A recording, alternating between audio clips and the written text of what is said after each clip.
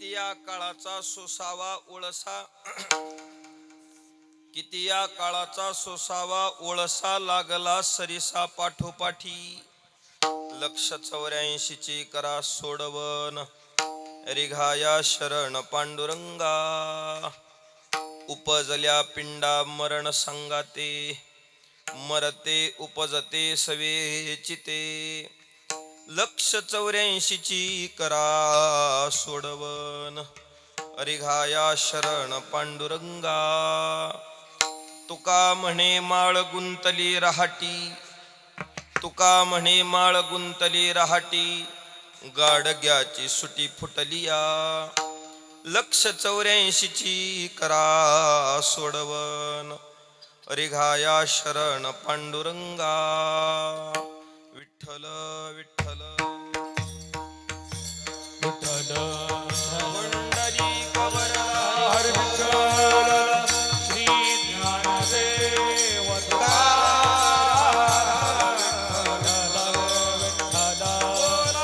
पुंडली कवरले हर विठ्ठल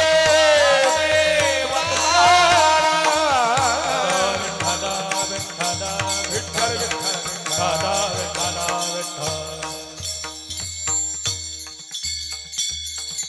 ओम ब्रह्मानंदं परम सुखदं केवलं ज्ञानमूर्ते द्वंद्वातीतं गगन सदृशं तत्त्वमस्यादिलक्ष्यम् एकं नित्यविमलमचलं सर्वधी साक्षभूतं भावातीतं त्रिगुणरहितं सद्गुरुं तन्नमामि महायोगपीठे तटे भीमरथ्या वरमपुण्डरीकाय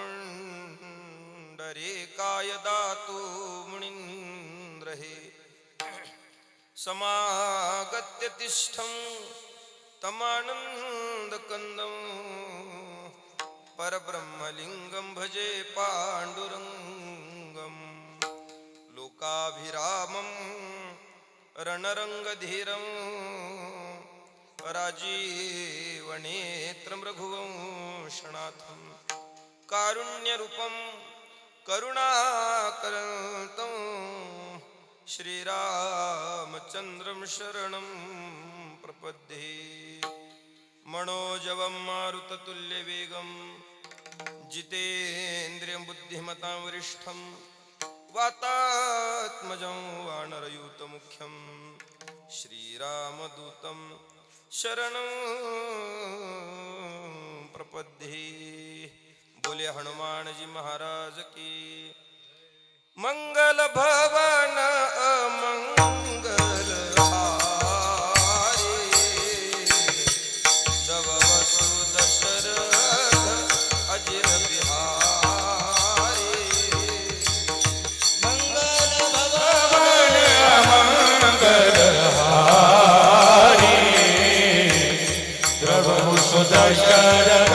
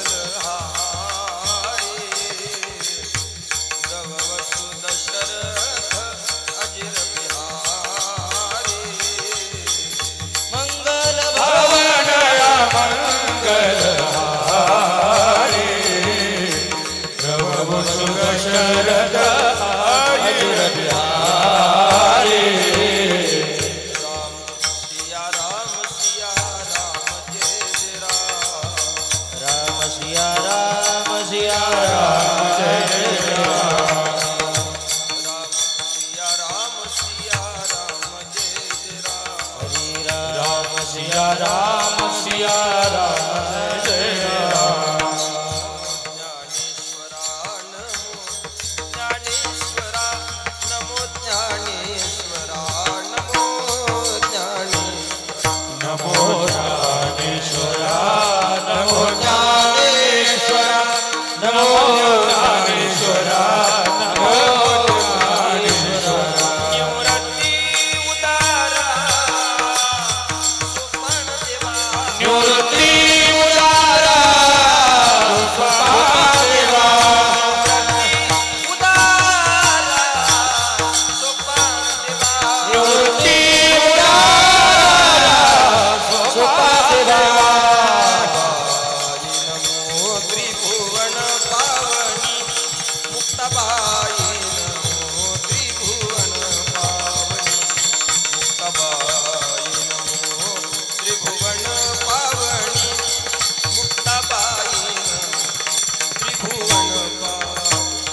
मुक्ताबाई नमो त्रिभुवन पावनी मुक्ताबाई नमो त्रिभुवन पावनी मुक्ताबाई नमो त्रिभुवन पावनी मुक्ताबाई नमो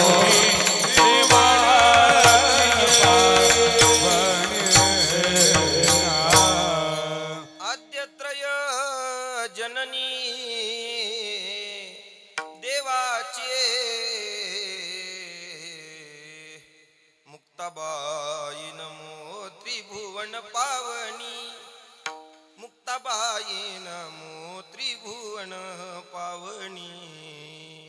आता वंदू श्रोतेजन, जे अखंड सावधान जया सत्री काळाचे ज्ञान सर्व काळ निरअभिमानी. आता वंदू श्री संत सज्जन, जे परमार्थाचे अधिष्ठान जयाचे निगुह्य ज्ञान प्रगटे जनी. नरदेह परमार्थी लाविले तरीच याचे सार्थक झाले, नाही तरी व्यर्थची गेले. नाना अघाते मृत्यू पंथी. निवृत्तीनाथाचे चरणी शरण एका जनार्दनी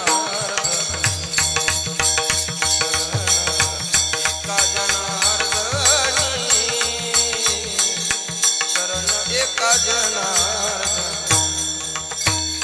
निवृत्तीनाथाचे चरणी शरण एका जनार्दनी शरण एका जनार्दनी शरण एका जनार्दनी. निवृत्तीनाथाचे चरणी शरण एका जनार्दनी निवृत्तीनाथाचे चरणी शरण एका जनार्दनी. व्यावतार करुणी केले त्रैलोक्य पावना. ओ केले त्रैलोक्य पावना केले त्रैलोक्य पावना. निवृत्तीनाथाचे चरणी शरण एका जनार्दनी निवृत्तीनाथाचे चरणी शरण एका जनार्दनी. शिवी अवतार करुण केले त्रैलोक्य पावन पावन केले त्रैलोक्य पावन पावन केले त्रैलोक्य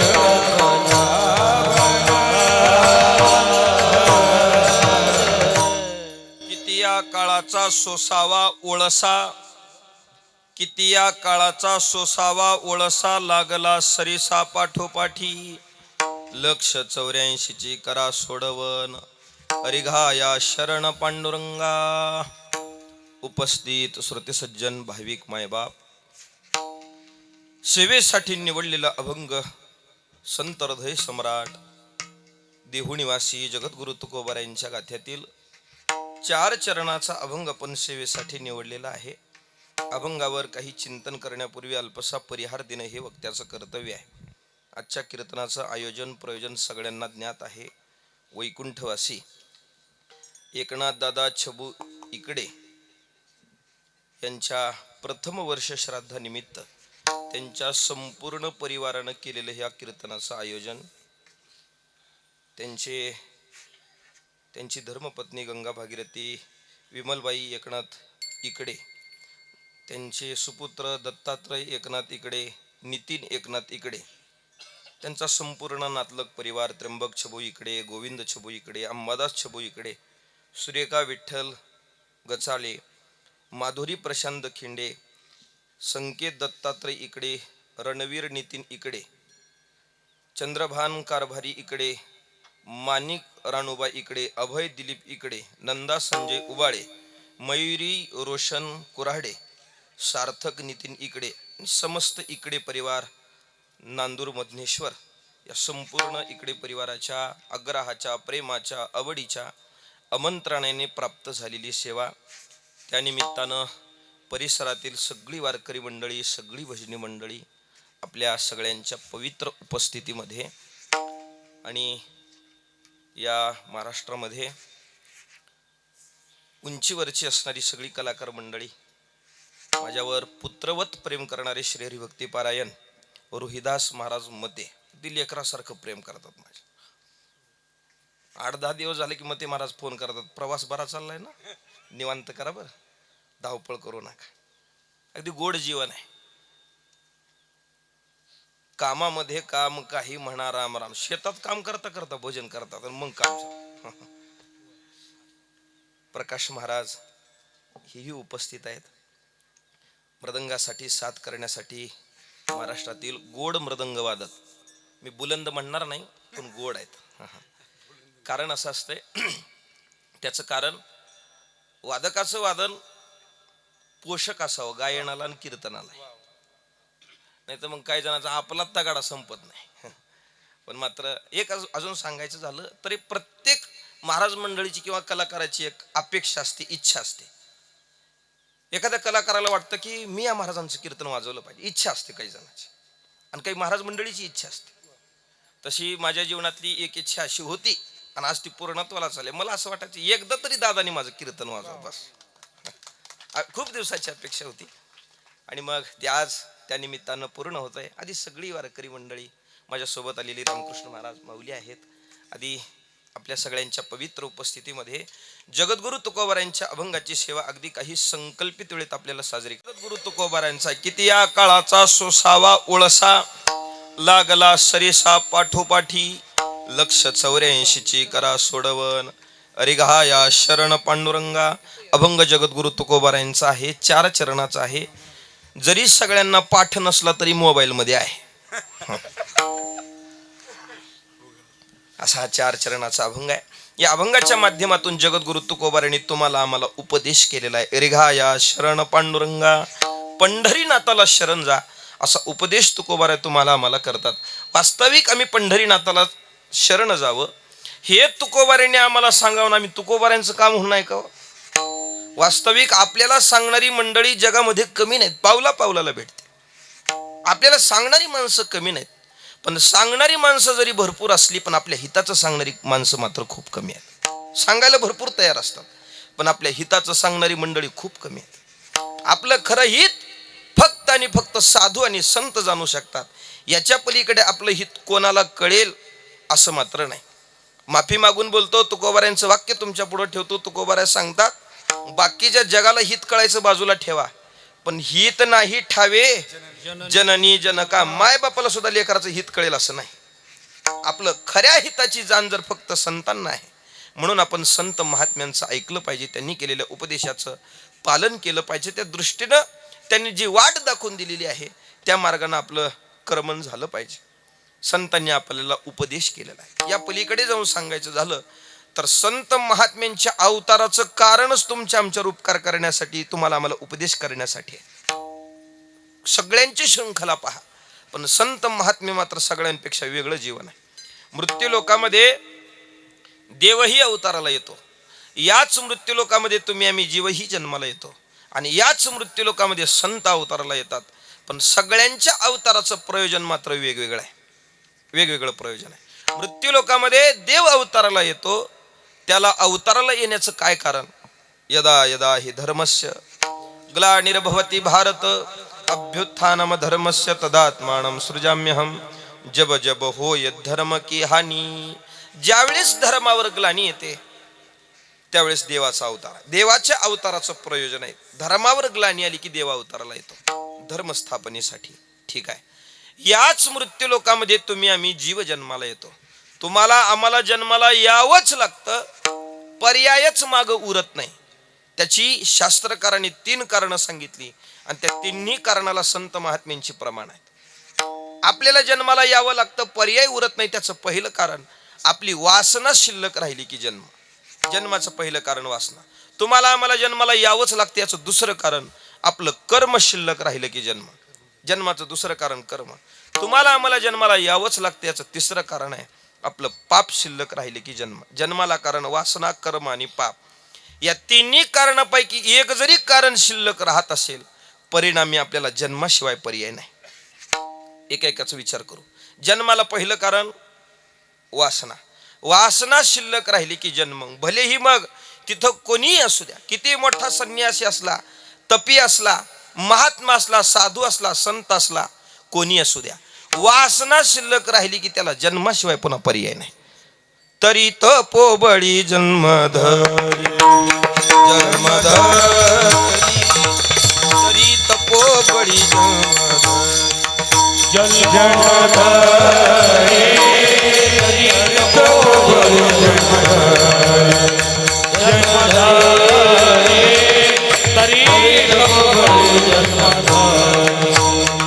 वासनेचा संग होय अंधकारी, वासनेचा संग होय अंधकारी, वासनेचा संग होय अंधकारी, वासनेचा संग होय अंधकारी. तरी तपोबळी जन्मधरी, तरी तपोबळी जन्मधरी, तरी तपोबळी जन्मधरी, जन्मधरी, तरी तपोबळी जन्मधरी, जन्मधरी, तरी तपोबळी जन्मधरी, जन्मधरी, तरी तपोबळी जन्मधरी. वासनेचा संग होय अंतकाळी, तरी तपोबळी जन्मधरी. किती तपानं बलवान असला पण मात्र वासना शिल्लक राहिली की त्याला जन्माशिवाय पर्याय उरत नाही. आपण सगळी ज्ञानी मंडळी आहात, भागवत श्रवण केलेली मंडळी आहात. भागवतामध्ये आलेले एक उदाहरण आहे बघा. त्यांच्यासारखं तप आजपर्यंत कोणाला जमलं नाही, पण अंतकाळाला वासना शिल्लक राहिली, परिणामी जन्माला यावं लागलं. जड भरत राजा हरणीगर भागेला, घाला तो घातला वासनेने. जड भरता सारख्या तपी माणसाला सुद्धा जन्माला यावं लागलं, कारण आहे वासना. वास्तविक पाहता त्यांचं तप म्हणजे साधं तप आहे का? भगवंतासाठी केलेला त्याग त्यांचा काय साधा आहे का? जेने दिगमंगळ जिंकिले, नाथ महाराज सांगतात, समुद्र वलयांकित राज्य केले, नानाविध भोग भोगिले, जे नाही देखिले सुरवरे. अनुकूल स्त्रिया पवित्र, अनुकूल मंत्री स्वतंत्र, अनुकूल राज्य पवित्र, भोगिले विचित्र नाना भोग. नाथ महाराज भागवतातून सांगतात, काय सहजगत्या भोग भोगायचे जडभरात. जेने दिगमंगळ जिंकिले, समुद्रालगत जेवढा काही भूमीचा भाग आज आपल्याला दिसतो त्या सगळ्या भूमीवर एकट्याचं राज्य. जेने दिगमंगळ जिंकिले, समुद्र वलयांकित राज्य केले, नानाविध भोग भोगिले, जे नाही देखिले सुरवरी. नाना म्हणण्यामध्ये सगळीच आली, कारण काही भोग अशी असतात की ती मोजता आली असते, पण मात्र त्यांच्याकडे असा एकही भोग नव्हता ते भोगले नाही. म्हणून नानाविध भोग भोगिले, जे नाही देखिले सुरवरी. सुरवरांना सुद्धा जे भोग पाहायला मिळत नसायची, सहजगत्या जड भरताना भोगायला मिळायची.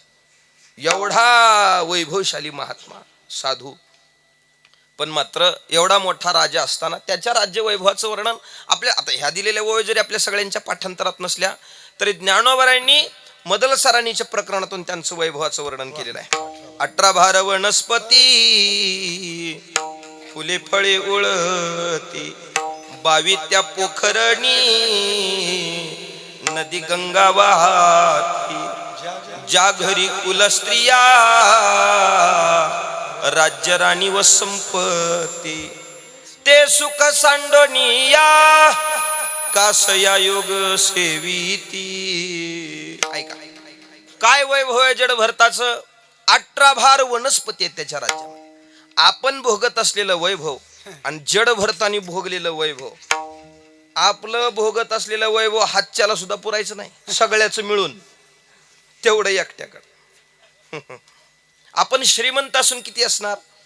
आपल्या वस्तीपुरते, आपल्या गावापुरते, आपल्या तालुक्यापुरते, एखाद्या जिल्ह्यापुरते, राज्यापुरती श्रीमंत, नवे नवे भारतापुरते म्हणा, देशापुरती म्हणा, याच्या पलीकडे काय श्रीमंती आहे. पण जड भरताचं वैभव आहे, 18 भार वनस्पती होत्या त्याच्याकडे. आपल्याही राज्यात वनस्पती राहिल्यात, पण एवढ्या का नाही, 3 राहिल्यात. गाजर गवत, इडी बाबळ आणि काँग्रेस, संपली वनस्पती. याच्या पलीकडे वनस्पती नाही. काय श्रीमंती आहे, अजून काय श्रीमंती आहे जड भरताची. बावी त्या पोखरणी नदी गंगा वाहती. त्याच्या राज्यामध्ये 12ही महिने नदीला पूर यायचा. आपल्याला पावसाळ्यात टँकर आणावं लागतात, ही आपली परिस्थिती आहे. अजून काय, आता ते त्याचं बाहेरचं वैभव झालं.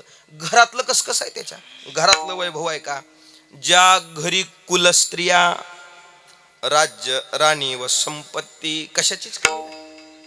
आपला संसार आणि जड भरताचा संसार लई जमीन आसमानचा फरक आहे. आपला संसार केवढा आहे हो. आपल्या सगळ्याचा संसार एका वाक्यात सांगू का, सगळ्याचा संसार एका वाक्यात सांगू. आपला संसार म्हणजे एक चिपडी बायको, एक चिपडी बायको, 2 शेंबडी पोरं, संपला संसार. याच्या पलीकडे कोणाचा मोठा संसार नाही. पण एवढा जरी संसार असला, देवासाठी सोडता येईल का हो. केवढाही बारका संसार असू द्या, सोडता येत नाही. वैराग्यच होत नाही आपल्याला. बायकोनं दिवसभर जरी शिव्या दिल्या तरी गडी दिवस मावळायला, झाकड पडायला, दावणीला हजर म्हणजे हजर. त्याला काहीच वाटत नाही. त्याचं वैराग्य निर्माण होत नाही. पण मात्र जड भरताचं कौतुक केलं देवानी नाथ महाराजांच्या मुखातून. जे राज्य वैभव भोगिती त्यासी कदा नो हे विरक्ती. राज्य वैभव भोगणाऱ्याला कुठं विरक्ती होत असते का. पण भरती केली नवल ख्याती, शेविला श्रीपती भोग त्यागे. कौतुक आहे देवानी केलेलं आहे. राज्य वैभव भोगणाऱ्याला विरक्ती होत नाही. आपण सगळीजण महाराष्ट्राचं राजकारण पाहतोय. 75च्या घरात काही नेते गेलेत तरी सुद्धा फॉर्म भरूच लागलेत हो. विरक्ती होईल का राज्य वैभव भोगणाऱ्याला. पण जड भरताचं कौतुक आहे. राज्य वैभव भोगिती त्याशी कदा नो ही विरक्ती, भरते केली नवल ख्याती, शेविला श्रीपती भोग त्यागे. सगळ्या संसारावर तुळशीपत्र ठेवलं आणि अरण्यामध्ये जाऊन भगवत चिंतनासाठी गेले. आता मला देवाची भेट करून घ्यायची, त्याचं दर्शन झालं पाहिजे. यापेक्षानं संसारावर तुळशीपत्र ठेवलं आणि अरण्यामध्ये सगळ्या भोगाचा त्याग करून गेले. देवासाठी घेऊन जोग, अबगा भोग तेजिला, अबगा भोग तेजिला, अबगा भोग तेजिला.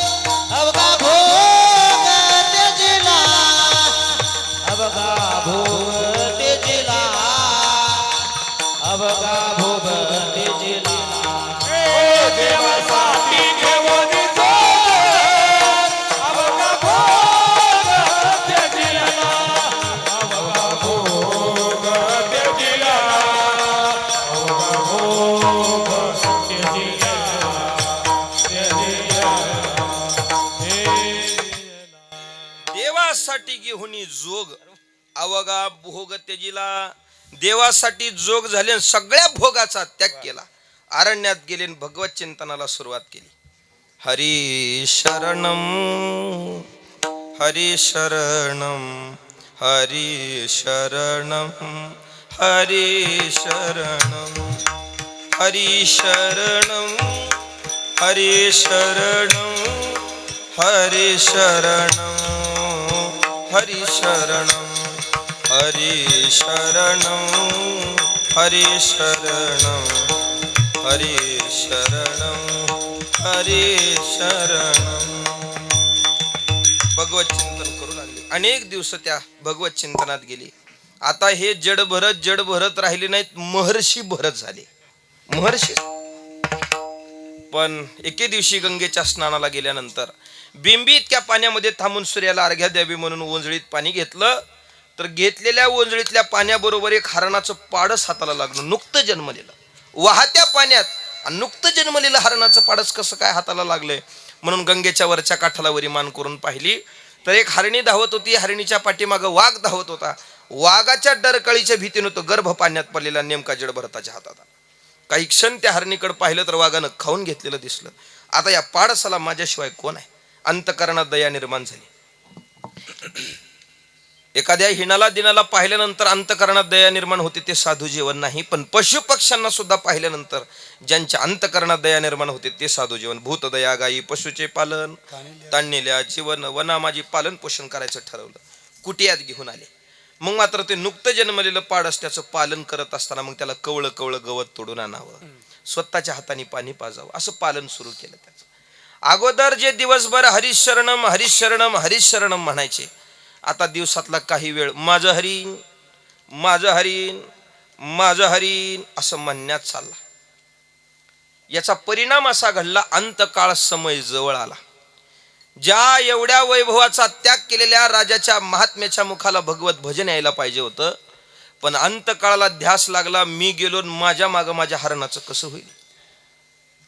वैकुंठवासी नामदेव महाराज पठाडे बाबा सांगायचे, मरणाचं कसं होईल याचा विसर पडला आणि हरणाचं कसं होईल याचा ध्यास लागला. घडतं काय, जो मृग ध्यासे निमाला तो मृगत्व पावला, अंतीच्या मती ते साच पण पुढीले गती. भगवद्गीतेच्या 8व्या अध्यायाच्या 6व्या श्लोकातून देवाचं सांगणं असं आहे, यम यम वापि स्मरण भावम त्यजतन्ते कलेवरम तम तमय वैति कौन्तेय सदा तद्भाव भाविताः.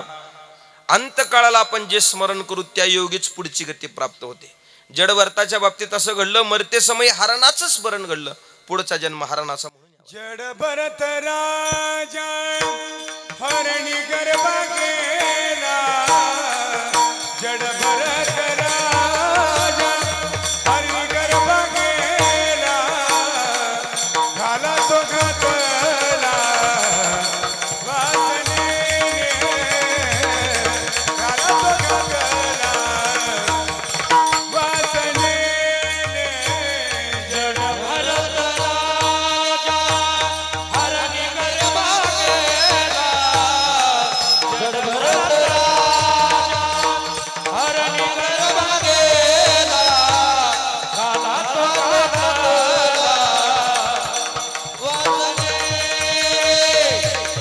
घाला तो घातला वासने. जडभरत राजा हरणी गरबा गेला, घाला तो घातला वासने, घाला तो घातला वासने. जडभरत राजा हरणी गरबा गेला, घाला तो घातला वासने, घाला तो घातला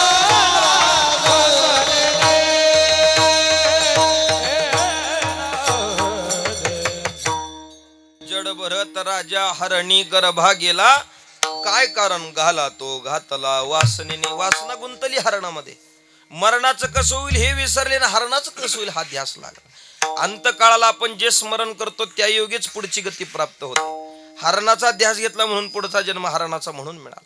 कस काय महाराज, या जन्मात होणारा शेवट त्या योगी पुढच्या जन्माचं घेणं देणं काय, त्यावर पुढचा जन्म अवलंबून कसं काय, हे कळण्यासाठी ज्ञानोबारांनी आपल्याला एक ओवी खर्च केली. ज्ञानोबाराय सांगतात, त्याचं घेणं देणं असं आहे म्हणे, जागता जव असी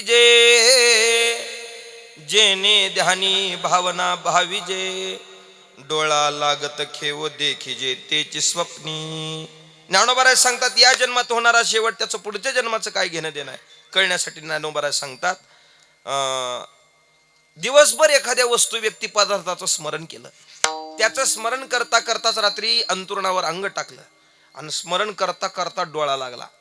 जागृती झालेला शेवट त्या योगीच पुन्हा आपल्याला स्वप्न पडतात. अंतरुणावर अंग टाकताना एखाद्या वस्तू व्यक्ती पदार्थाचं स्मरण करत करत डोळा लागला, तशी स्वप्न पडणार. म्हणजे स्वप्नात झालेला शेवट जागृतीत झालेला शेवट हा स्वप्नाचा प्रारंभ ठरतो. तसं या जन्मात होणारा आपला शेवट पुढच्या जन्माचा आरंभ ठरतो, प्रारंभ ठरतो. म्हणून सगळ्या समाजाला माझ्या ज्ञानोबारांनी विनंती केली, बाबांनो, म्हणून मरणी जया जे आठवे, तो तेची गती ते पावे, म्हणून सदा स्मरावे मातेची तुवा. अंतकाळाला म्हणून भगवंताचं स्मरण घडलं पाहिजे. त्या योगी गती प्राप्त आहे. मी हे सगळं प्रकरण कशासाठी सांगतोय? वासनेमुळे जन्म आहे. आणि आत्ता दिलेलं जे उदाहरण आहे काही नेबळटाचं उदाहरण नाही, जड भरताचं उदाहरण. जड भरता सारख्याला जर वासनेमुळे जन्माला यावंच लागत असेल तर मग मात्र वासनेमुळे जन्म प्रत्येकाला आहे. वासना शिल्लक राहिली की जन्म. बर, जन्माचं पहिलं कारण वासना. जन्माला यावंच लागतं त्याचं दुसरं कारण तुम्ही बोला की हो. आपण 3 कारण पाहिलेत. पहिलं कारण वासना, जन्माचं दुसरं कारण कर्म. कर्म शिल्लक राहिले की आपल्याला जन्माला यावंच लागतं. आगा कर्मी जे उरावे ते तेह सुख दुःखी फळावे, तया ते भोगावया यावे. देहा एका केले कर्म झाले तेची भोगा आले, उपजले मेले ऐसे किती. जन्माला कारण कर्म, दुसरं कारण संपलं. तुम्हाला आम्हाला जन्माला यावंच लागतं त्याचं तिसरं कारण गायछाप. काय म्हणले होते? पाप. जन्माला यायला कारण तिसरं पाप. यावंच लागतं त्याचं तिसरं कारण आहे पाप. जन्मा येणे घडे पातकाचे मूळ, पातकाचे मूळ जन्मा येणे घडे, ठीक नाही. किंवा भगवद्गीतेतला एक श्लोक आहे बघा, जन्म मृत्यू जरा व्याधी दुःख दोषानुदर्शनम. या 4 दुःखाचं दर्शन कशामुळे घडतं तर दुःख दोषानुदर्शनम. दोष म्हणजेच पाप. पापामुळे जन्म. जन्माला कारण पाप, जन्माला कारण कर्म, जन्माला कारण वासना. या 3 कारणापैकी एक जरी कारण शिल्लक राहत असेल आपल्याला जन्माशिवाय पर्याय उरत नाही. ठीक आहे महाराज, आम्हाला जन्माला कारण 3 ठरली, पण आपल्याला जे 3 कारण लागू होतात ते संतांना लागू होत नाही. काही मंडळी म्हणतील महाराज संतांचा देह, संतांचं राहणं, संतांचं जगणं, संतांचं बोलणं, संतांच्या देहाची क्रिया, मलमूत्र विसर्जन सगळं जर आमचं त्यांचं सारखंच असेल तर मग आम्हाला जे 3 कारणं लागू झाली ती संतांना कशी काय होत नाहीत, याची थोडी प्रक्रिया पाहू. आपल्याला जन्माला येण्याचं पहिलं कारण वास्तविक आपल्याला जी 3 कारणं होती ती संतांच्या बाबतीत होती, पण संतांनी ती कशी नाहीशी केली एवढी प्रक्रिया पाहू. ऐका, आपल्याला जन्माला येण्याचं पहिलं कारण आहे वासना. आपल्याला जन्माला यावंच लागतं वासनेमुळं, पण तीच वासना संतांच्या बाबतीत मागे जन्माला कारण शिल्लक राहत नाही. संतांची वासना म्हणाल तर त्याची झाली अंगे हरी रूप, हरी रूप त्याची झाली अंगे हरी रूप, हरी रूप त्याची झाले अंगे हरी रूप, हरी रूप त्याची झाले अंगे हरी रूप. हा जन्म घेणे लागे वासनेच्या संग, जन्म घेणे लागे वासनेच्या संग, हेची झाले अंगे हरी रूप, झाले अंगे हरी रूप. जन्म घेणे लागे वासनेच्या संगे, जन्म घेणे लागे वासनेच्या संगे, त्याची झाले अंगे हरी रूप, त्याची झाले अंगे हरी रूप.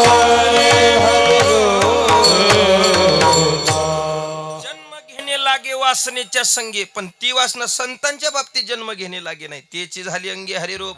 या चरणात पूर्वार्ध तुमच्या आमच्यासाठी, पण उत्तरार्ध तुमच्या आमच्यासाठी नसून तो संतांसाठीचा. त्याची झाली अंगे हरिरूप. संतांची वासना शिल्लक राहत नाही. संतांची वासनाच देव होते. तुकोबारांचे गवळण आहे बघा, धन्य हरी रंगी गुंतल्या वासना, उदास त्या सुना गवळी यांच्या. संतांची वासना शिल्लक राहत नाही. संतांची वासनाच देव होते. किंवा सगळ्यांच्या पाठांतरातलं प्रमाण द्यायचं झालं तर विषय तो त्यांचा झाला नारायण. नावडे जनधन माता पिता. जन्माला कारण वासना, पण ती वासना संतांच्या बाबतीत शिल्लक नाही. त्यांची वासना देव होते. म्हणून संतांना वासनेमुळे जन्म नाही. तुम्हाला आम्हाला जन्माला यावं लागलं याचं दुसरं कारण कर्मामुळे तुम्हाला आम्हाला जन्म आहे, पण तेच कर्म संतांच्या बाबतीत जन्माला कारण शिल्लक राहत नाही. संतांचं कर्म म्हणाल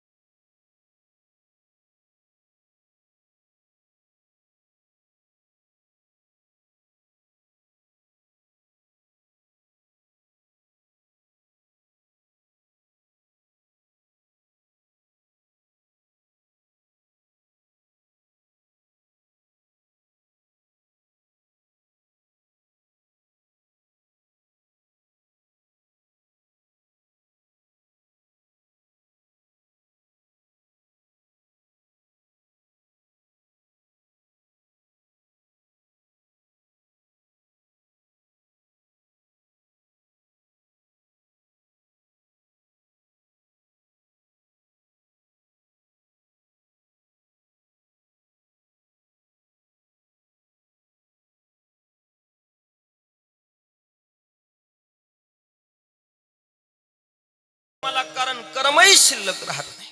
संतांचं कर्म म्हणाल तर कर्म धर्म त्यांचा झाला नारायण, कर्म धर्म त्यांचा झाला नारायण. वैकुंठवासी नामदेव महाराज पठाडे बाबा ही चाल म्हणायची, वा वा. पण ही चाल हिंदी गाण्याची आहे बरं. आजकल याद कुछ और रहता नहीं. मला तुम्हाला कळण्यासाठी सांगायचं, मला सिद्धांताकडे यायचं बरं. याला मी हे तुम्हाला काही गाणे म्हणायचं महाराज नाही, मी तुम्हाला हे सांगायला आलो असं. मला याचं कारण तुम्हाला या कर्माकडे आणायचं. ऐका, पठाडे बाबांना चाला आवडायची, पण गाण्याच्या चाली कीर्तनात म्हणायच्या नाहीत. मग बाबांनी थोडा याला फरक केला. कर्म फरक असा, कर्म धर्म त्यांचा झाला नारायण, कर्म धर्म त्यांचा झाला नारायण, अशी बाबा म्हणायचे. मग ही चाल उत्तर प्रदेशातल्या काही साधू लोकांनी बाबांकडून ऐकली. बाबा प्रसिद्ध कीर्तन करत होते त्यांच्या काळात. मग मात्र उत्तर प्रदेशातल्या काही साधू लोकांनी आणि ती चाल ऐकली आणि त्यांना ती लई भावली, आवडली. मग त्यांनी याला मधुराष्ट घातलं बघा. आधरम मधुरम वदनम मधुरम हृदयम मधुरम हसितम मधुरम. आज कुठेही मधुराष्टक गायलं जातं तर याच चालीत गायलं जातं. मी कशासाठी सांगतोय, संतांनी केलेलं जे कर्म आहे ते सहज देव होतं, त्याला वेगळं काही करायची गरज नाही. वास्तविक पाहता कर्म देव होणं सोपं नाही. कर्माची सूक्ष्मता खूप बारकाव्यानं पाळली जाते. कर्मशास्त्र खूप बारकाव्यात, आणि संतांनी मग काही तेवढ्या बारकाव्याने ते कर्म पाळले कारण ज्या कारणामुळे संतांचं कर्म देव झाले असंही नाही. वास्तविक कर्मशास्त्र खूप बारकाव्यानं पाळलं पाहिजे. आपण जेवतो बघा, जेवत असताना आपण ताटाभोवती पाणी फिरवतो. ताटाभोवती किती पाणी फिरवलं पाहिजे याला कर्माचं शास्त्र आहे. उडदाच्या डाळीचा एक दाणा तळ हातावर भिजेल एवढं पाणी असलं पाहिजे, फक्त एक दाणा. त्याच्यापेक्षा कणभर जास्त किंवा कमी झालं तर दारू पिल्याचं पातक लागते. हे कर्मशास्त्र एवढ्या बारकानं पाळता होईल. आपल्या वारकड्याकडे बघितलं तर आपला अर्धा निंबात तांब्या तर आचमनातच पार झाले राहतात. अर्ध ह्याच्या पत्रवाळी तर अर्ध ह्याच्या पत्रवाळी. मग संतांनी काही मग एवढ्या बारकाव्यानं पाळलं का? तसंही नाही. मग तरी संतांचं कर्म देव कसं काय झालं? सोपं आहे. संतांनी जे कर्म केलं, केलेलं कर्म ब्रह्मार्पण बुद्धीनं असल्यामुळं संतांचं कर्म देव झालं.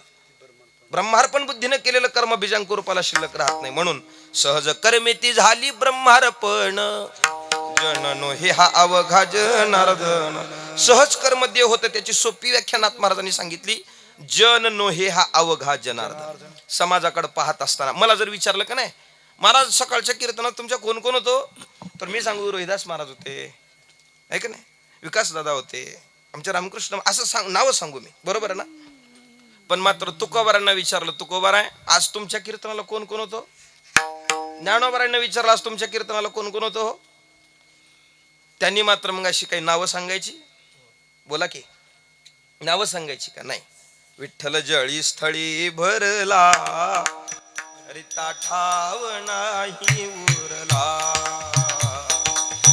आजी म्या दृष्टीने पाहिला,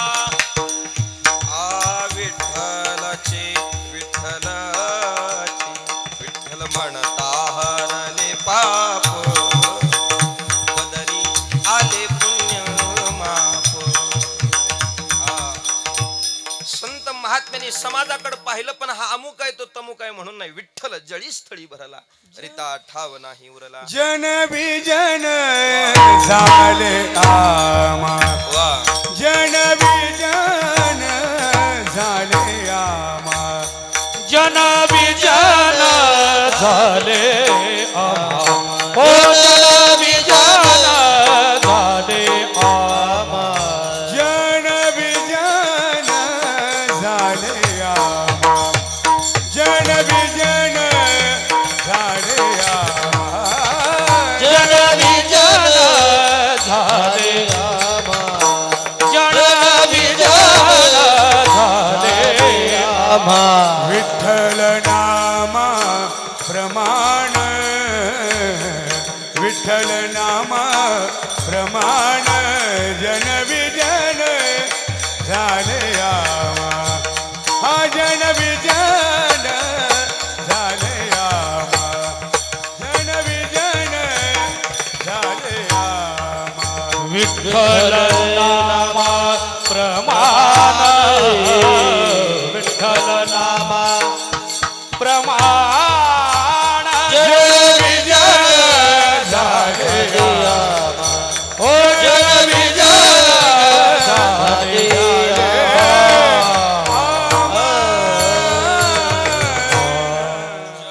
विजन झाली आम्हा विठ्ठल नामा प्रमाण. संत महात्म्यांची ही दृष्टी आहे. समाजाकडे पाहू लागले तर देव म्हणून पाहता. आपल्याला जेवायला दिलं ना आपल्याला विचारलं काय होतं तुम्हाला आज जेवायला, मग आपण सांगू चपाती होतं, भात होता, वरण होतं, भाजी होती, सांगू का नाही असं. पण संतांना विचारलं महाराज तुम्ही आता जेवले, काय काय होतं जेवायला. तुकोबाराय सांगू लागले तुका म्हणे आहार झाला हा विठ्ठल आम्हासी, ही ब्रह्मार्पण बुद्धी आहे. आणि या उंचीनं केलेलं कर्म मग बीजांकुर रूपाला कसं काय शिल्लक राहील. ते कर्म ज्ञानाग्नीमध्ये दग्ध होतं आहे का नाही. ज्ञानाग्नीत दग्ध कर्माणी भस्मसात कुरुते तथा ते माग शिल्लक राहत नाही. म्हणून संतांना कर्मामुळे जन्म नाही, वासनेमुळे जन्म नाही, कर्मामुळे जन्म नाही. आपल्या जन्माचं तिसरं कारण काय, पापामुळे जन्माला आलो. पण त्या जन्माला कारण जे आपल्याला पाप ठरलं, संतांच्या बाबतीत ते पापही माग शिल्लक राहत नाही. संतांचं पाप कसं शिल्लक राहिलं आहे का नाही. तुका म्हणे आम्ही झालो अग्निरूप लागून येदू पाप पुण्यांगा. आम्ही अग्निरूप झालो याचा परिणाम असा घडला, लागून येदू पाप पुण्यांगा. महाराज तुम्ही भजन करून अग्निरूप झाले, पाप एक लागत नसेल पण पुण्य कसं काय लागत नाही तुम्हाला भजन करून. लागून येदू पाप पुण्यांगा हे कसं काय ठरतं. त्याचं कारण असं, इथं आलेला जो पुण्य शब्द आहे ना, तो पुण्य शब्द उपाधीचं पुण्य आहे. आणि उपाधीचं पुण्य दिसायला जरी पुण्य असलं तर ते असायला पापच आहे. दिसाय पुरतं पुण्य आहे पण ते मात्र असायला पाप आहे. ते सुद्धा संतांचं मागं शिल्लक नाही. म्हणून तुका म्हणे आम्ही झालो कसं काय महाराज, हे कोणत्या न्यायावरून सोपं. ज्ञानोबाऱ्यांनी कळण्यासाठी आपल्याला हे सांगितलं. जसं की ज्ञानोबाऱ्या दृष्टांत देतात, का खैर चंदन काष्टे हे विवंचना घनवटे जवन घापते एकवटे अग्निमाजी. सोपं सांगतो, सप्ताह करायचा आणि सप्ताह भला मोठा करायचा. यावर्षी खूप मोठं वर्ष आहे तर मग काय करावं, सिलेंडरवर गॅसवर स्वयंपाक करणं जड आहे, पैसा खूप खर्च होतो. एक म्हणला अरे त्याचं काही कारण नाही, आपण एक काम करू चुलीवर स्वयंपाक करू. दुसरा उठला तो म्हणला चुलीवर करायचं तरी काय सोपं आहे का, जळणाला नाहीत का पैसे लागायचे आपल्याला, म्हणजे खरं आहे की. तिसरा उठला तो म्हणला जळणाला खर्च करायची गरज नाही, एक काम करू आपण गावागावात आपल्या गावात फिरू गल्लीत वस्तीला जाऊ, कुठेही आडगळीला पडलेलं जुनं जळ नाही पडलेलं आज कोण वापरत नाही त्याला गोळा करून त्याच्यावर स्वयंपाक करू. ठरलं. सगळ्या कार्यकर्त्यांनी कुठलंही लाकडं गोळा केली, भला मोठा ढिगारा रचला. मला सांगा कार्यकर्त्यांनी गोळा करून आणलेली लाकडं एका जातीची मिळाली असतील का हो, बोला की. मी लाकडाचं विचारलेलं, बरं सांगा की हो. एका जातीची मिळाली असतील का. जांबाचं, लिंबाचं, बोरीचं, बाबळीचं, हिवराचं, वेगवेगळ्या जातीची वेगवेगळी लाकडं. आणि त्या लाकडाला पुन्हा चुलीत घातलं, स्वयंपाकाला सुरुवात झाली. मला सांगा चुलीत घालण्याच्या अगोदर सांगता येईल ही लाकूड या जातीचं आहे, ही या जातीचं आहे, ही या जातीचं आहे. पण ते काष्ठ एकदा अग्निरूप झालं, सांगता येईल का हो ही राख या जातीची आहे, ही राख या जातीची आहे, ही राख या जातीची आहे. बोला की. संतांचं समर्पित होणं असं आहे, माग शिल्लक काही राहत नाही. मीराबाईंच्या बाबतीत आलेलं एक काव्य आहे बघा, काय समर्पित होणं आहे संतांचं. मीराबाईंच्या बाबतीत आलेलं काव्य, लकडी जल कोयला भये. लाकूड जळल्यावर लाकडाचं काय होतंय, कोळसा. आणि कोळसा जळाल्यावर राख. आणि कापूर जळाल्यावर माग शिल्लक काही राहत नाही. तसं संतांचं समर्पित होणं आहे. कापुराच्या वाती उजळल्या ज्योती ठाईच समाप्ती झाली, माग शिल्लक काही राहत नाही. तसं संतांचं आहे. लकडी जल कोयला भये, कोयला जल भई राख, पण मै तो दिवानी ऐसे जली.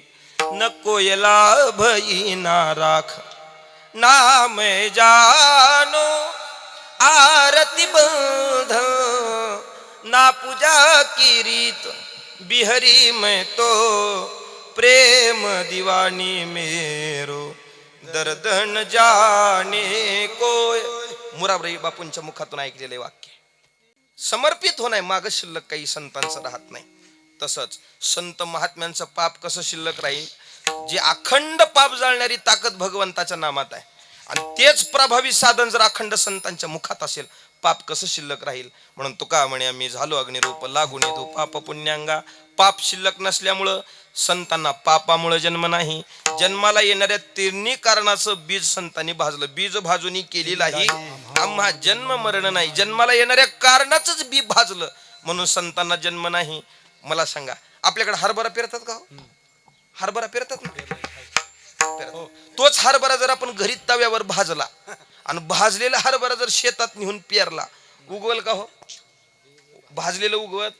म्हणून आमच्या मराठवाड्यातल्या जुन्या म्हाताऱ्या बाया शिवी द्यायच्या, शिवी, ह्याच बी भाजलं म्हणायचे. असं तुमच्याकडे होती का? नाही, पाठ करा चांगली. ह्याच बी भाजलं असं कोणाला शिवी द्यायच्या? म्हणजे त्याचं कारण असं असायचं, भाजलेलं उगवत म्हणजे असलं पुन्हा जन्माला येऊ म्हणून म्हणायचं. तसं ह्याच बी भाजलं म्हणजे भाजलेलं उगवत नाही, तसं जन्माला येणाऱ्या कारणाचंच बी संतांनी भाजलं म्हणून संतांना जन्म नाही. ठीक आहे महाराज, संतांना जन्म नाही तरी संत मृत्यूला कथा अवताराला आलेली दिसतात. त्याचं काय कारण? त्याची वेगवेगळी कारण आहेत. पहिलं कारण, ते स्वतःहून आले, त्याच्यापेक्षा त्यांना देवाने पाठवलंय. त्यांना देवाने, तुकोबारा सांगतात का नाही, महाराज सांगतात, एकंदर शिक्का पाठविला इहलोका, आलो म्हणे तुका मी नामाचा धारक. तुका म्हणे मज धाडिले निरोपा, मला निरोप देऊन पाठवलेला आहे, देवानी पाठवलंय म्हणून आले. दुसरं कारण, समाज भवसागरात बुडत असलेला संतांना पाहवत नाही म्हणून. बुडत हे जन न देखवे डोळा, येतो कळवळा म्हणून या. कळवळा संतांच्या पोटी म्हणून संतांचा अवतार. ठीक आहे महाराज, संतांचा कळवळा आहे, संतांना आमच्या बाबतीत कळवळा आहे म्हणून संतांचा जन्माला कारण ठरलेलं आहे म्हणून त्या अवताराला आली. पण आम्हाला वरी काढण्यासाठी संतांचा अवतार. मग ते संतांनी कोणत्या माध्यमातून वरी काढलं? तर आपल्यावर संतांनी उपदेश करून आपल्याला त्याच्या बाबतीतून वरी काढलेला आहे. आपल्यावर संतांनी उपकार केले, अशाच पद्धतीचा उपकार उपदेश करून तुकोबारा अभंगाच्या दुसऱ्या चरणात आपल्यावर लक्ष 84 करा सोडबण, लक्ष 84 करा सोडबण, लक्ष 84 करा सोडवण, लक्ष 84 करा सोडवण, 84 करा सोडबण, लक्ष 84 करा सोडबण, लक्ष 84 करा सोडवण,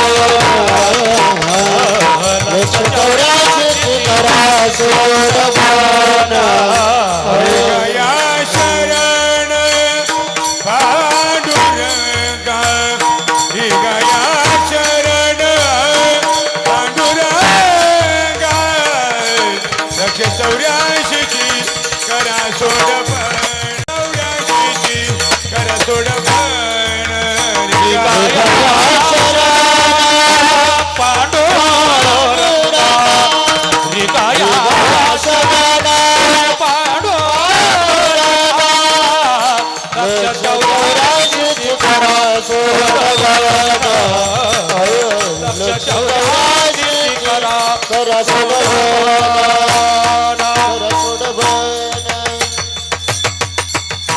अभंगाच्या दुसऱ्या चरणात तुकोबारा आपल्यावर उपकार करतात. संतांचा उपकार करण्यासाठीच अवतार आपल्यावर केलेला तुकोबाराने उपकार उपदेश करून केला.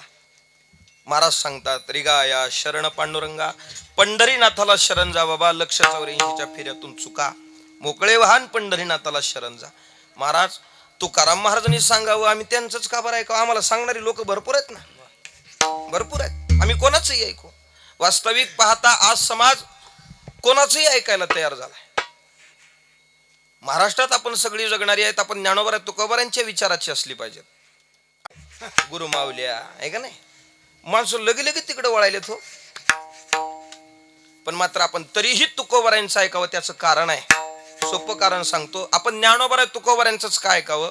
बाकीची मंडळी आहेत ना आपल्याला अशी सांगणारी, पण त्यांच्या सांगण्यातला विचार घ्या. ते तुम्हाला असं सांगतील, आमचाच बिल्ला लावा, आमच्याच पेना घ्या, आमच्याच वह्या घ्या, आमचीच ग्रंथ घ्या, आमच्याच लिहिलेल्या ग्रंथाचं पारायण करा. हयातीत आहेत पण तरी सांगायले. बरोबर आहे ना? पण माझ्या ज्ञानोबा तुकोबारांनी स्वतःची विचार मांडले नाही तो जगापुढं. वास्तविक ज्ञानोबा काय साधे आहेत का? ज्ञानोबारांचं ज्ञान म्हणाल तर ऐके का ज्ञान चक्रवर्ती तू तव ज्ञानाचीच मूर्ती. ज्ञानच कोणाला डोळ्यानं पाहायचं असेल त्यानं ज्ञानोबारांकडे पाहावं. प्रत्यक्ष ज्ञानाला फुटलेलीच हातपाय म्हणजे ज्ञानोबा आहे. पंढरीनाथांनी ज्ञानोबारांसाठी बोललेलं वाक्य असं आहे, याचेनी पडीपाडे उपमेशी दिसे थोडे, ज्ञान देवा ऐश्य रत्न जोडे, हे न घडे कल्पांत. कल्पांतापर्यंत माझ्या ज्ञानोबारांसारखा साधू पुन्हा जन्माला येणार नाही. एवढं ज्ञान ज्ञानोबारांनी स्वतःचं दर्शन निर्माण केलं असतं तर ज्ञानोबारांसारखा दर्शनकार पुन्हा जन्माला आला नसता. दर्शन नाम शास्त्र.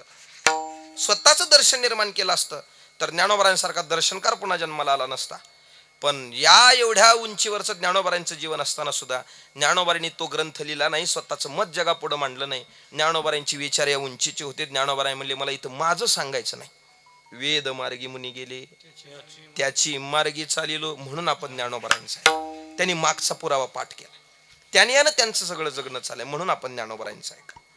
स्वतःच्या मतानं चालणाऱ्या मंडळीच्या मागे गेलो तर घात झाल्याशिवाय राहत नाही. पंथ जे चुकले आपुल्या मतीचे, तया मागे त्यांचे तेची हाल. त्याच्या माग चालणाऱ्याचे हाल झाल्याशिवाय राहत नाही.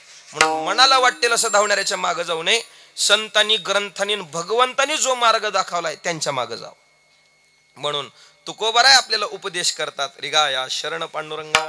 महाराज, पंढरीनाथाला शरण जा असं तुम्ही म्हणता, पण एवढं काय मोठं आमचं आडलंय ज्याच्यामुळे आम्ही त्याला शरण जावं? महाराज म्हणजे सगळ्याच्या पाठीमागे एक दुःख लागलंय. ते दुःख म्हणजे काळाचं दुःख आहे आणि ओळशाच्या प्रमाणात ते आपल्या पाठीमागे लागले. महाराज अभंगाच्या पहिल्या चरणात सांगतात, किती या काळाचा सोसावा वळसा, किती या काळाचा सोसावा वळसा, किती या काळाचा सोसावा वळसा, किती या काळाचा सोसावा वळसा, किती या काळाचा सोसावा वळसा, किती या काळाचा सोसावा वळसा, किती या काळाचा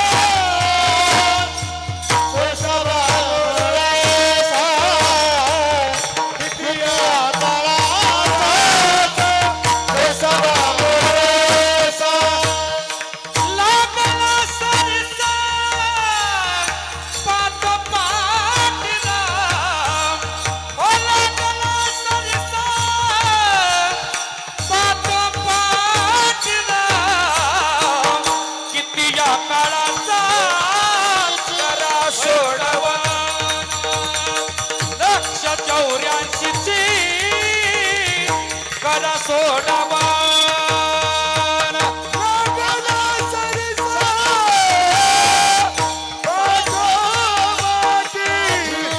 टाळ वाजवा.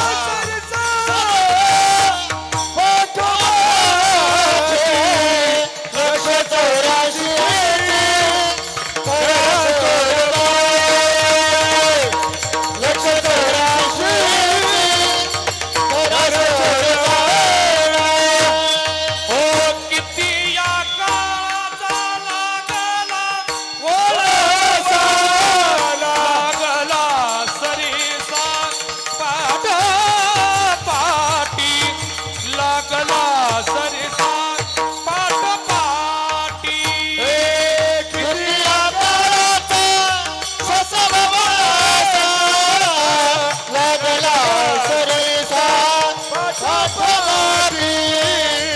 लागला सरीसा पाठोपाठी.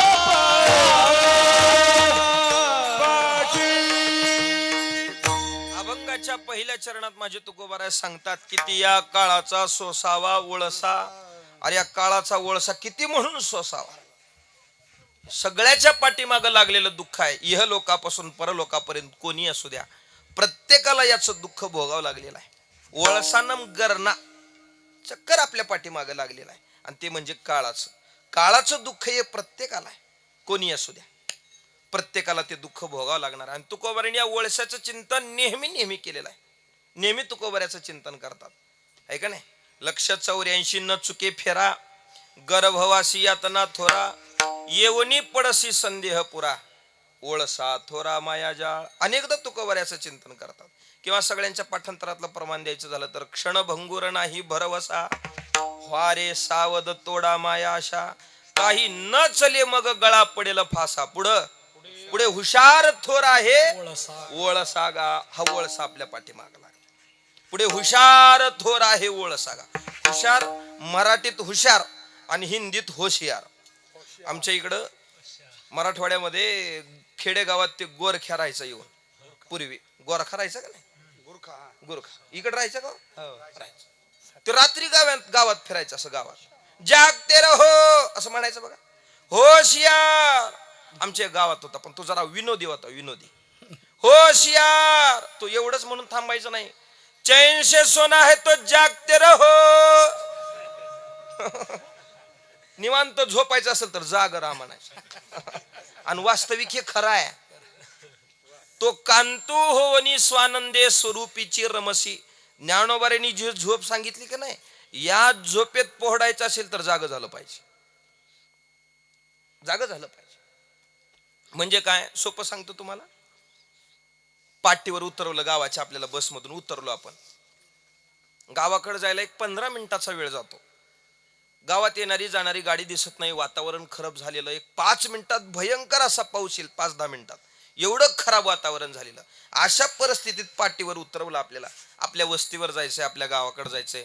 येणारा जाणारं वाहन दिसत नाही. काय करावं कळत नाही. मला सांगा, पाटीवरून आपल्या घराकडे निघालेला माणूस असा टंगळ मंगळ करी जाईल का? हो, तुम्हाला टंगळ मंगळ माहितीये का? रमत गमत कसं जाईल मग? त्याच्या चालण्यातला वेग वाढेल का नाही? ज्ञानोबा तेच सांगतात. ते चालणे वेगावत जाय. कशासाठी? तो वेगू बैसावयाची होय तैसा कर्मे अतिशय होय नैष्कर्म्या लागे. तसं माणसाने सत्कर्माची धडी वाढवली पाहिजेत. कशासाठी? नैष्कर्म्य स्थितीत जाऊन पोहोडण्यासाठी. म्हणजे तो गावाकडे निघालेला माणूस जर त्याच्या चालण्यातला वेग वाढला तर त्याला घरी जाऊन निवांत बसता येईल. आणि त्याचं जर चालणं धीमे असलं तर नक्की त्याला पावसात गाठावं लागेल. तो झोडपून निघेल. त्याचा वेग वाढला पाहिजे. माझा हा विषय याच्यासाठी वाढलाय फक्त की पुढे हुशार थोर आहे ओळसागा. तुकोबारीने कधी कधी गोरख्याचं रूप घेतलंय. हुशार केलं तुम्हाला आम्हाला. पुढे हुशार थोर आहे ओळसागा. अनेकदा तुकोबारी या ओळसाचं चिंतन करतात. किती जन्म झाला फेरा गणित नाही जे दातारा पडिलो आवर्ती भोवरा बहुत थोरा ओळसिया. आहे का नाही? अनेकदा तुकोबारीने याचं चिंतन केलेलं आहे. हे आपल्या पाठीमागं लागलेलं दुःख आहे. आणि फक्त आपल्याच पाठीमागं लागले असं नाही. इह लोकापासून परलोकापर्यंत प्रत्येकाच्या पाठीमागं दुःख आहे. आणि ते दुःख काळाच्याच प्रभावानं आहे. परलोकात सुद्धा हे दुःख आहे, पण काळाच्या प्रभावानं. क्षिणे पुण्य मृत्य लोकम विशंती. जव पुण्याची पावटी सरे पुण्यपणाची पावटी सरे सवेची इंद्रपणाची उटी उतरे येऊ लागते माघारे मृत्यू लोका. त्यांनाही दुःख आहे, पण कधी? काळाच्या प्रभावानं. त्यांचा कालावधी संपला की त्यांना पुन्हा मृत्यू लोकात यावं लागलं. प्रत्येकाचं दुःख ठरलेलं आहे, ते काळाच्या प्रभावानं चाललेलं आहे. म्हणून किती या काळाचा सोसावा ओळसा लागला सरिसा पाठोपाठी. सगळ्यांच्या पाठीमागं दुःख आहे. ये रवी ब्रह्मपणाचे निभडसे न चुकती पुनरावृत्तीचे ओळसे. ब्रह्मादिकांना सुद्धा याचं दुःख ठरलं. सगळ्यांना दुःख भोगावं लागलं. मला सांगा, मग एवढ्याला जर हे दुःख ठरलेलं असेल, म्हणजे जिथं कलेक्टर अडकला असेल तिथं तलाट्यानं माझं कसं होईल, कसं म्हणावं? अरे बाबा, त्यांना सुद्धा दुःख आहे. या काळाच्या प्रभावानं त्यांनाही दुःख आहे. तर मग आपण कोण? प्रत्येकाला हे दुःख भोगावं लागलं, कोणी असू द्या. कबीरदास महाराजांनी तर यादी दिली आपल्याला. यादी दिली. या काळाचं दुःख कोणाकोणाला भोगावं लागलं. 9 भी मर गए 10 भी मर गए सहस्र 88 33 कोटी देवता मर गए पड़े काल के फांसी. पीर मर गए पैगंबर मर गए हकीम रोगी जपी तपी सन्यासी मर गए जिंदा जोगी. जब का अजब तड़ाका बे तू क्या जाने लड़का बे. कबीरदास महाराज सांगतात 9 भी मर गए म्हणजे 9 ग्रह गेली. 10 भी मर गए 10 अवतार गेली. मर गए सहस्त्र 88 हजार ऋषी गेली. 33 कोटी देवता मर गए पडे काल के फाशी. 33 कोटी देवदेवतांनाही जावं लागलं. फक्त आपलेच गेले का? मग कबीरदास महाराज म्हणले तसं नाही. फक्त आपले गेले असं नाही, तिकडचे बी गेले. पीर मर गए, पैगंबर मर गए हकीम रोगी. डॉक्टर भी मेले, पेशंट भी मेले. मर गए हकीम रोगी जपी तपी जोगी संन्यासी मर गए जिंदा जोगी. सगळ्यांना जावं लागणार. येथे उरो नाही आले अवतार, येरते पामर जीव किती. प्रत्येकाचं दुःख ठरलेलं आणि ते काळाच्या प्रभावानं चाललेलं आहे. मग महाराज अहो काळाचं दुःखच आमच्या मागं लागलं असेल तर आम्ही करावं काय? महाराज म्हणले रिगा या शरण पांडुरंगा. पंढरीनाथाला शरण जाण काळाचं दुःख पाठीमागं लागलं, याचं घेणं देणं काय? महाराज म्हणले या काळाचं दुःख जे आपल्याला भोगावं लागू लागले ना, याच्यातून सोडवणारा डॉक्टर फक्त एकच आहे, तो म्हणजे पंढरीनाथ. काही मंडळी म्हणली महाराज भरपूर आमच्यावर प्रेम करणारे कोणीतरी याच्यातून बाहेर काढेल की. नामदेवरायांनी तर यादी दिली, कोणी सुद्धा कामाला येणार नाही बाबा. आपल्याला वाटते आमच्यावर खूप प्रेम करणारी मंडळी आहेत, आम्हाला कोणीतरी या दुःखातून बाहेर काढेल, पण काळाचं दुःख असं आहे याच्यातून कोणी बाहेर काढू शकत नाही. अंतकाळी मी परदेशी ऐसे जाणूनी मानसी, म्हणून ऋषिकेशी शरण तुझा आलो.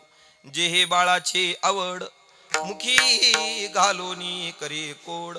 जेव्हा लागली यमवड अंती दूर राहिली. बाप कामाला येणार नाही महाराज, बाप कामाला येणार नाही.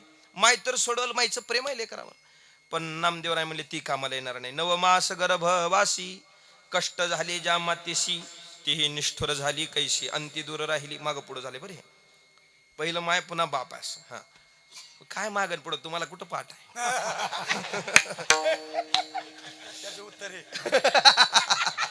एक खरं सांगू का तुम्हाला, आम्हा कीर्तनकाराचं भांडवल एकच आहे, तुम्ही कीर्तन ध्यान देऊन ऐकत नाही हे खरं भांडवल.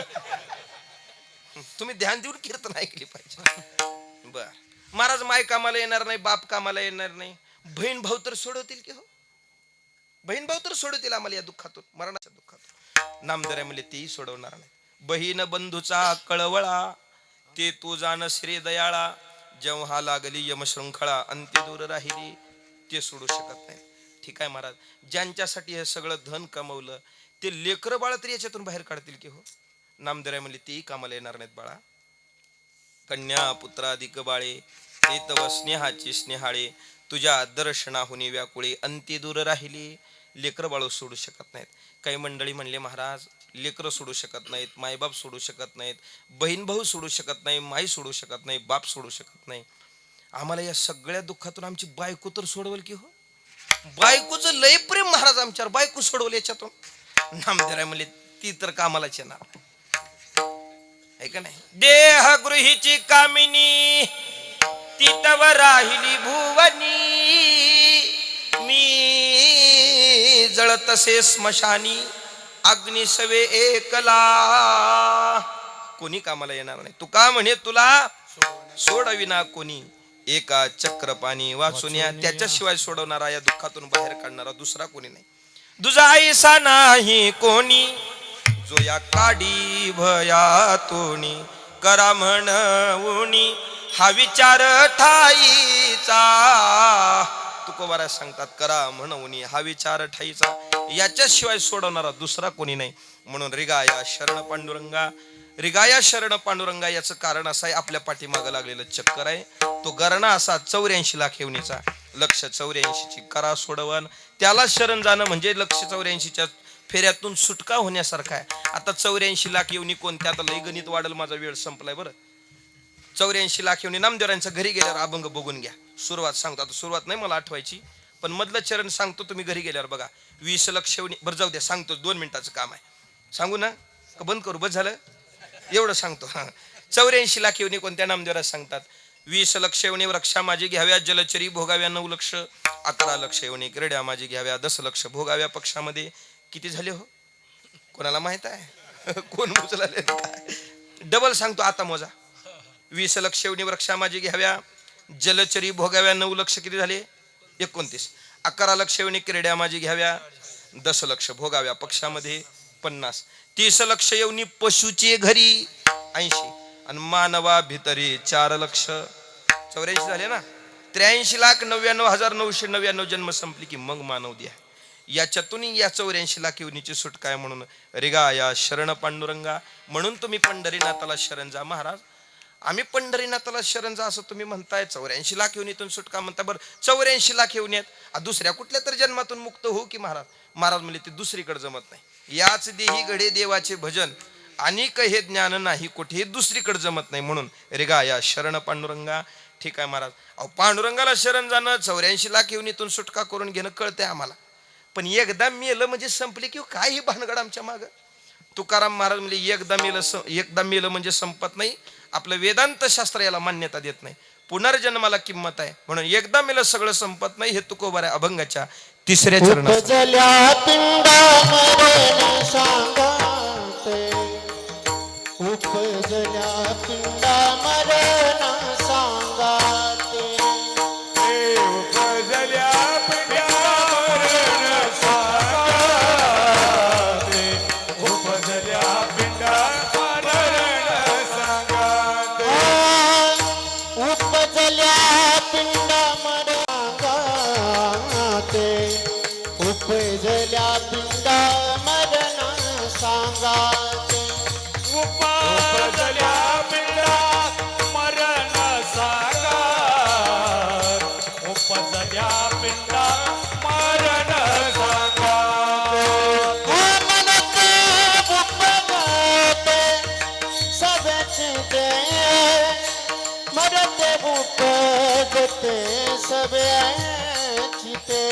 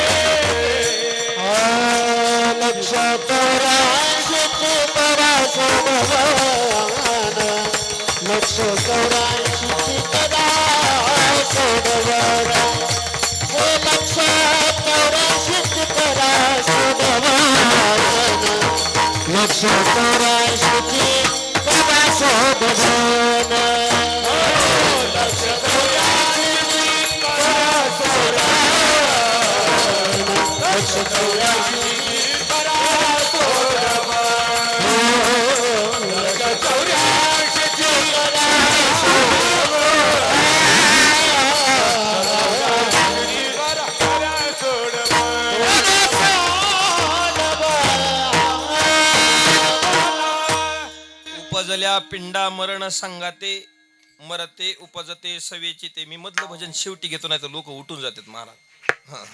हार घालणारी पुढे बसत नाहीत, पुन्हा निघून जाणार बाहेर. उपजल्या पिंडा मरण सांगाते. एकदा मेलं म्हणजे महाराज सगळं संपत आहे असं होत नाही. आपलं वेदांत शास्त्र याला किंमत देत नाही. इथं पुनर्जन्माला किंमत आहे. एकदा मेलं म्हणजे संपत, हे नास्तिकाचं मत आहे. यावत जीवम सुखम जीवेत ऋणम कृत्वा घृतम पिवेत भस्मीभूतस्य देहस्य पुनरागमनम कुत. 4 वाकाचं मत आहे. तुकोबारांनी याचं ट्रान्सलेशन केलं. देह तुची देव, भोजन ते भक्ती, मरण ते मुक्ती पाखंड्याची. किती सोपं आहे हो. देहच देव, त्याला जीव घालणं म्हणजे त्याची भक्ती, आणि मेलं की मुक्ती. नास्तिकाचं मत आहे. वामन नुकाला हे आपलं मत नाही, नास्तिकाचं मत आहे. नास्तिकांनी असं सांगितलं, यावत जीवम सुखम जीवेत ऋणम कृत्वा घृतम पिवेत. ऋण काढावं पण तूप खावं म्हणतात माणसं. ऋण काढावं पण वास्तविक तूप खाणं सोपं आहे. कसं रुपये किलो इकडं?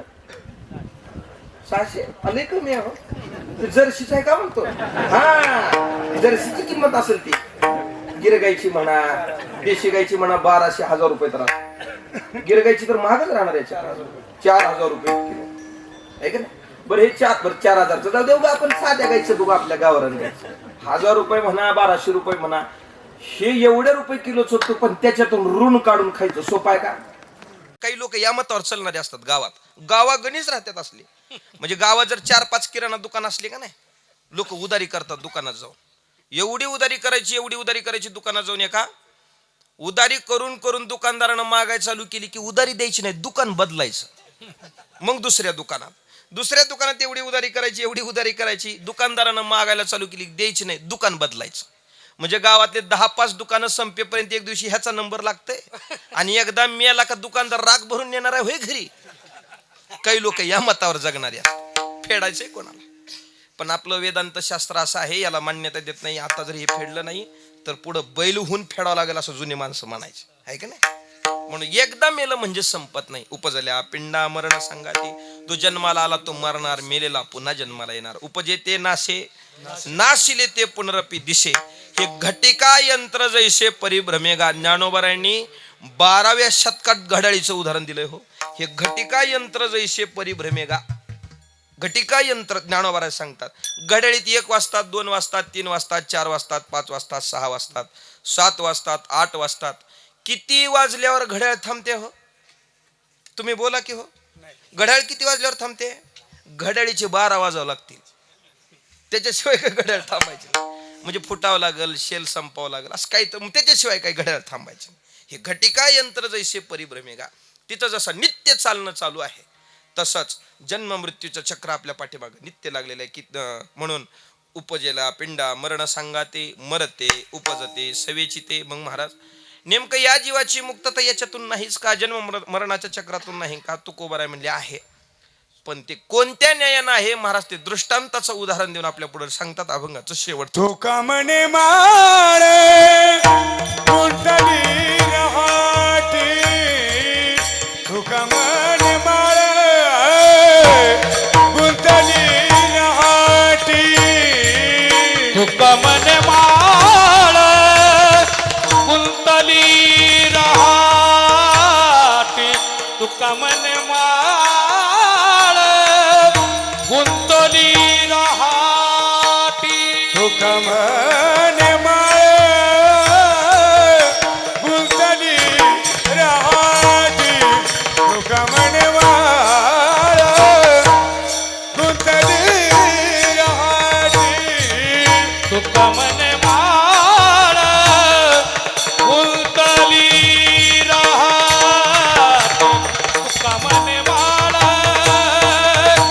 गुंतली रहाटी. गडग्याची तुटी फुटली या, गाडग्याची तुटी, गाडग्याची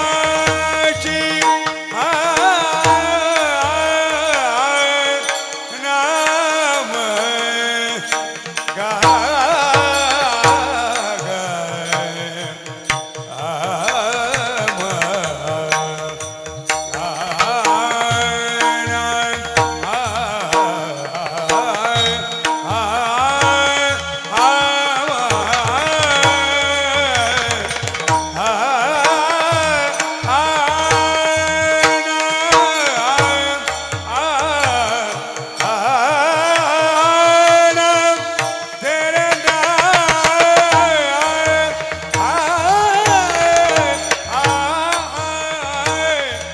गाडग्याची तुटी फुटलिया, 184ची करा सोड, 184ची करा गाडग्याची सुटी फुटलिया, गाडग्याची सुटी फुटलिया,